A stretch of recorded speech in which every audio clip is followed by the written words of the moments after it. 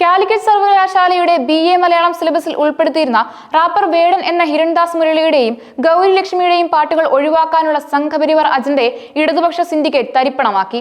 വേടനെയും ഹിരൺദാസ് മുരളിയെയും പഠിച്ചേ മതിയാകൂ എന്ന വിപ്ലവകരമായ നിലപാടുമായി മുന്നോട്ട് വന്ന ഇടതുപക്ഷം RSS നിയന്ത്രണത്തിലുള്ള താൽക്കാലിക ചാൻസലറുടെയും അദ്ദേഹത്തിന്റെ BJP കോൺഗ്രസ് SUCA അവിശുദ്ധ കൂട്ടുകെട്ടിന്റെയും ഒളിയുദ്ധത്തിന് കനത്ത പ്രഹരം ഏൽപ്പിച്ചു.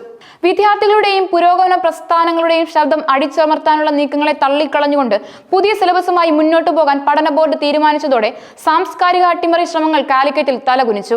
ഇത് കേരളത്തിലെ ഉന്നത വിദ്യാഭ്യാസ മേഖലയിൽ പുരോഗമനപരമായ കാഴ്ചപ്പാടുകൾക്ക് ലഭിച്ച വലിയ അംഗീകാരമായി വിലയിരുത്തപ്പെടുന്നു. മലയാളം കേരള പഠന വിഭാഗം മുൻ മേധാവി ഡോക്ടർ MM ബഷീറിന്റെ കണ്ടെത്തലുകൾക്ക് ഒരു നിയമസാധുതയില്ലെന്ന് വ്യക്തമാക്കിക്കൊണ്ടാണ് പഠന board chairman doctor MM Ajith പാട്ടുകൾ ഒഴിവാക്കില്ലെന്ന് പ്രഖ്യാപിച്ചത്. ഈ നിർണായക തീരുമാനത്തിന് പിന്നിൽ CPMന്റെ കൃത്യമായ നിർദ്ദേശങ്ങളും ശക്തമായ ഇടപെടലുകളും ഉണ്ടായിരുന്നു.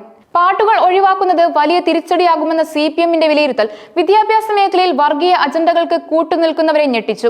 വെറും റാപ്പ് സംഗീതമെന്നോ കഥകളി സംഗീതമെന്നോ ലഘൂകരിക്കാനാവാത്ത ആഴത്തിലുള്ള സാമൂഹിക രാഷ്ട്രീയ പ്രതിഫലനങ്ങളിലേക്കുള്ള ഈ കലാസൃഷ്ടികളെ സിലബസിൽ നിന്നും ഒഴിവാക്കുന്നത് പുരോഗമനപരമായ വിദ്യാഭ്യാസ കാഴ്ചപ്പാടിന് വിരുദ്ധമാണെന്ന് CPM അടിവരയിട്ട് പറയുന്നു. കലാസൃഷ്ടികളെ കേവലം വിനോദോപാധിയായി മാത്രം കാണാതെ അവ സാമൂഹികവും സാംസ്കാരികവുമായ പ്രാധാന്യത്തോടെ പഠന വിഷയമാക്കണം എന്ന കാഴ്ചപ്പാടാണ് CPM ഉയർത്തിപ്പിടിച്ചത്.